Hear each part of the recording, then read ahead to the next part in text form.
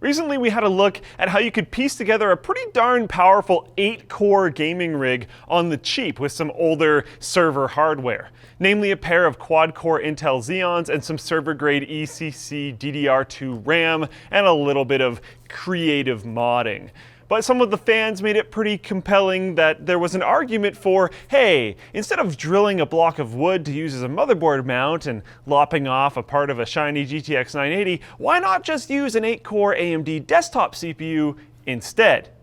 Indeed, why not? Stay tuned to find out how our server-style Frankenstein rig held up against an AMD FX 8350.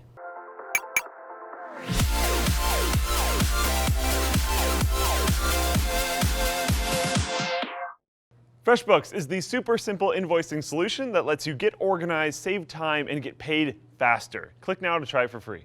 So while the twin Xeon processors, the ECC RAM, and the server motherboard only set us back around $150 total, AMD's most popular 8-core CPU, the FX 8350, is currently going for $170 by itself on Newegg, and not all that much cheaper on the used market. With cheaper AM3 Plus motherboards going for around $50 on the same site and 16 gigabytes of DDR3 memory going for about $60, all of this retaining much of its value on the used market, you're looking at nearly double the cost for the desktop AMD platform. But of course, you do get quite a bit extra functionality for this added cost. Even lower-end, currently available motherboards support now standard features like USB 3.0, multiple PCI Express slots, and 6 gigabit per second SATA connections. By contrast, our server board only has a measly pair of USB 2.0 ports. I mean, even the freaking Raspberry Pi has more than that. One PCIe slot, making any further expansion impossible once you stick in a graphics card, and only supports SATA revision 2 speeds.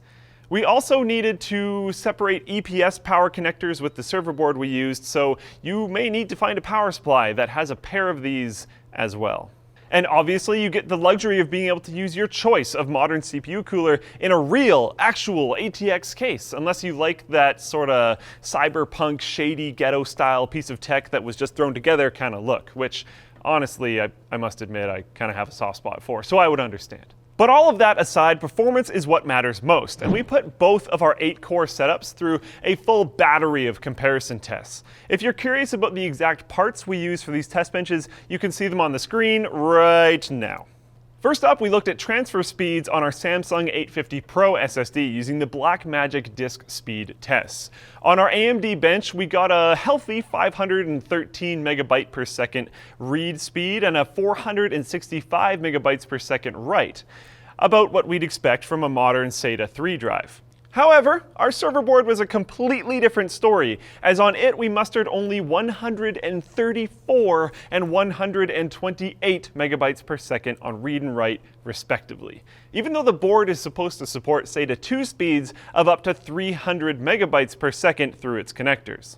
Although there may be a way to make this work more quickly, we couldn't find anything in the BIOS that would allow us to increase the speed. There seems to be one post online where one dude said that he modified it to work, but doesn't actually say how, so we might be able to chalk this up to another one of those server parts can be screwy and hard to configure moments. That said, if you do want to try out the server motherboard as a gaming rig concept, you might want to take the time to locate a board that you know will support SATA 3 speeds, as the system was noticeably a little slower in common tasks like browsing through Windows Explorer.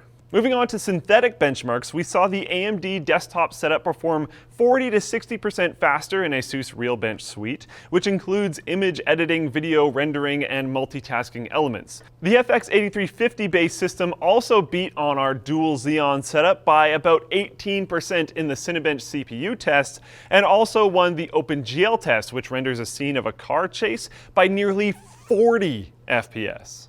But would this translate to huge gains in real-world gaming situations?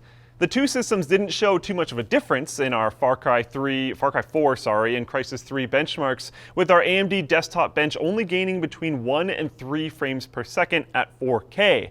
However, when we switched to Cities Skylines, a much more CPU-bound title, the difference was massive. Our FX 8350 system nearly doubled the performance of our dual Xeon setup.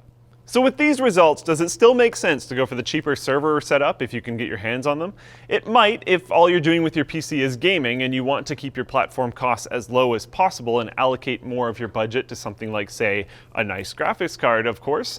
That depends on what games you're going to be playing, so don't forget that too, as CPU-bound titles will see a significant performance hit on the old server hardware. Although our FX 8350 platform costs about twice the price, we got roughly double the performance in Cities Skylines, offsetting the additional cash you'd have to fork out.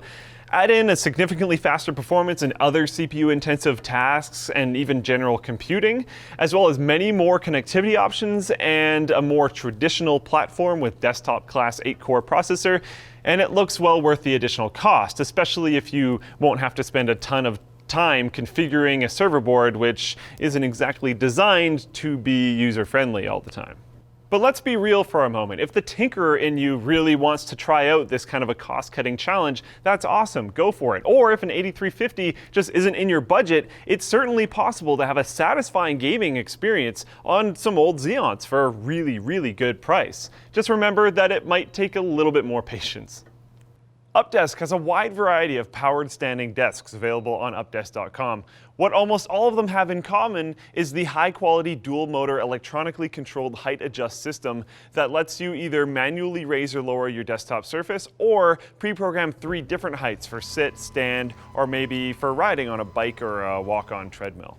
The one I've been using since Updesk set us up is the large-sized squared up. It's been a great solution for me due to needing a corner desk, and I actively use the different profile modes as I have back problems, and being able to rotate between sitting and standing is great. So whether you're trying to just get into the habit of shifting positions periodically, or if you want to get some real health benefits out of your new desk by putting a treadmill or stationary bike under it, check out Updesk over at updesk.com/Linus, linked in the video description down below. Thanks for watching, guys. If this video sucked, you know what to do, but if it was awesome, get subscribed, hit the like button, or even consider supporting us directly by using our affiliate code to shop at Amazon, buying a cool t-shirt like this one, or with a direct monthly contribution through the forum.